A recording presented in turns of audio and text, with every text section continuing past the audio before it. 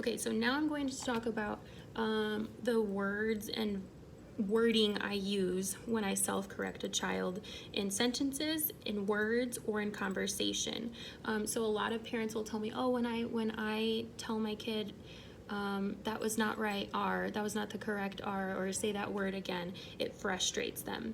And I found that in therapy, when I used the words right and wrong, it put a negative connotation on these errors and really brought the student's self-esteem, could bring the self-esteem down, especially if that student is making slow or limited progress just because it's a hard thing for them to do, or if they're already frustrated about their speech. Using those words right and wrong tends to bring them down.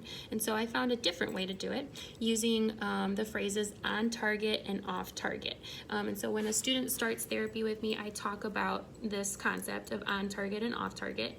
And I use the video clip from Hunger Games of Katniss Everdeen, where she's going to shoot the arrow onto a target at a tryout or something like that, and she misses, and her arm is kind of low, and there's all people all around watching her, and she misses, and it hits the side of the target instead of the middle, and everybody starts laughing, but she doesn't give up, and she tries again. She fixes her positioning, she looks at the target, she's focused, and she lets go, and when she lets go, it makes it in the middle of the target. That arrow made it on target.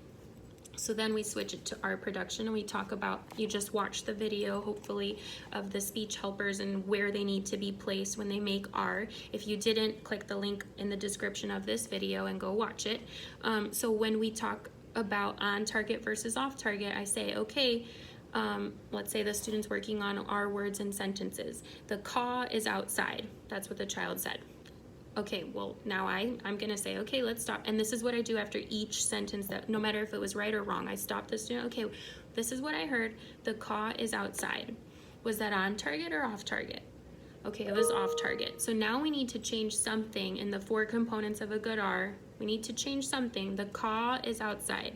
What do I need to change? My lips need to come to the side, my tongue needs to come back, it needs to curl, and it needs to tighten. The car is outside. Okay, so now, is that on target or off target? On target, good job. You had a curled R, you had a curled tongue, you tightened it up, and you moved your lips to the side, and that fixed the problem. Now it's on target. So now we're gonna move on to the next sentence. So we try again, and we're gonna remind them, even if they do say, the car is outside, was that on target or off? On target. Good job. You had a curled tongue, you tightened it up, and you had your lips to the side. That was a really good R. And so that's going to be exactly what you want to do. You want to praise them for positive production.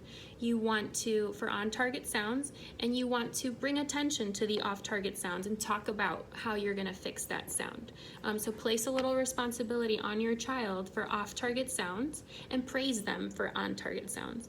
And that should help a lot with generalizing the skill and bringing some positive attitudes towards their speech in general. So until then, happy off-target and on-target practicing.